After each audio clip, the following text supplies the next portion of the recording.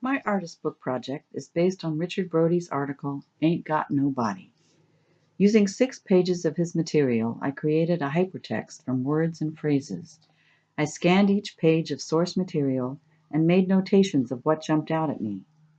Without any prior plan, I discovered a pattern to what was selected.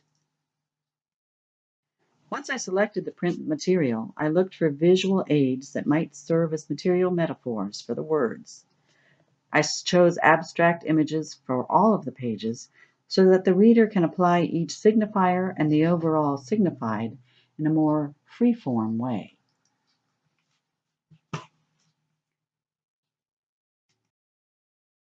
You can see once the abstract image was overlaid onto the text document, I was able to soften the image and highlight the underlying words or phrases. This allowed for a nonlinear experience by the reader. A close-up of this first page shows how I use linking mechanisms between phrases or words, sometimes to help with the rhizomatic reading path. The first phrase seems like a title almost. Appropriate reproach. Don't fall in love. It sets the tone of the piece, although accidentally.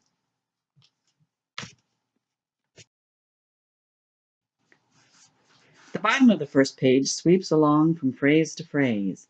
I decided to draw the phrases together as it added to the whoosh of the message. He's a ramped up version of her love for him from the first. It is implied from this that the narrator is talking directly to us. The artwork here seemed to underline the idea of a group of gossips continuing their clucking about this situation. I can just hear the disapproval from this bevy of people weighing in on it. The artwork works for me as well because the faces of the crowd are not important.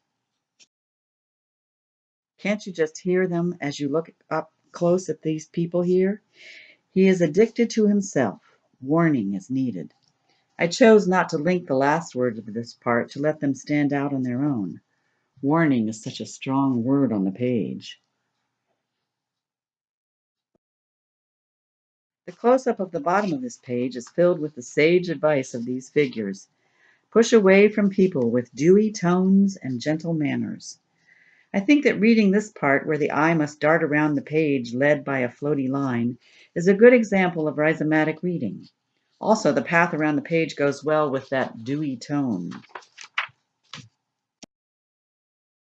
I chose this painting for page 3, as the source material here lent itself to, well, naked people.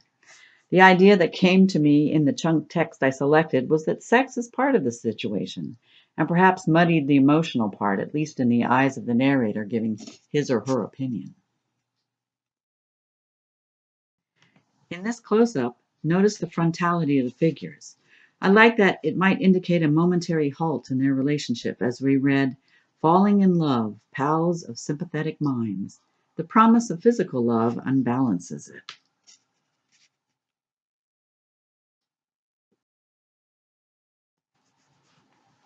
Here in the bottom of page 3, the advice seems clear. The narrator is in our point of view. Don't fall in love because of ardor. At least it's, again, a bit of a journey making it through the phrases on the page, but I decided to emphasize a Faustian bargain, giving up on something dear for something perhaps less so. This page 4 is a close-up shot of 2 faces. Notice how they're not looking at each other or even in the same direction. I selected it because it goes along with the highlighted text. Perhaps we are seeing this relationship crack a bit. The close-up of this page at the top seems to reveal some distance between the figures. He craves the best relationship, and she complains that he was unable to meet expectations. We don't know if this is a reliable narrator's opinion, but we trust the voice, or we don't. By the bottom of this same page, there seems to be a tone that indicates the narrator has in fact chosen sides. We don't know the whole story, but something's afoot. Selfish desires of a man with an air of seriousness. Is the narrator talking to those people on page 2?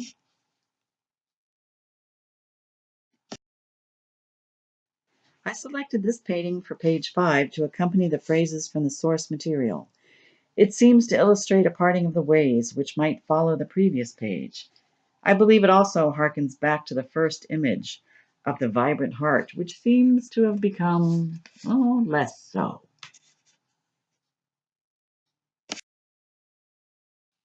He seduced and abandoned lovers.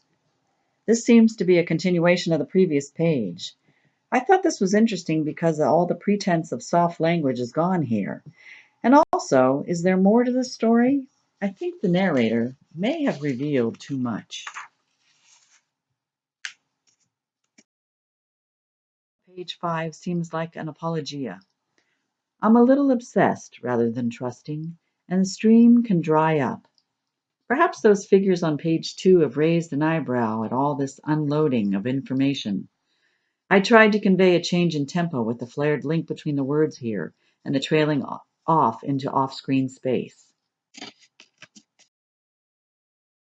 My last image is a single figure, again in abstract. Whether this is our narrator or either of the figures from the relationship is certainly subjective.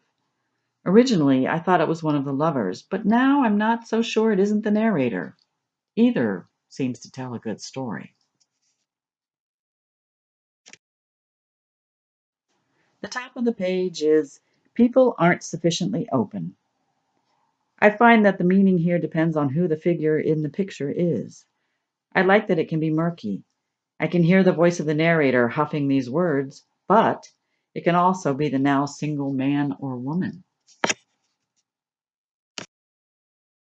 The bottom of page 6 is a continuation of this thought.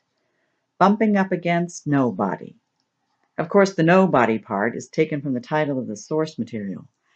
But with the sex and relationship journey of this artist's book, it can be understood in many different ways.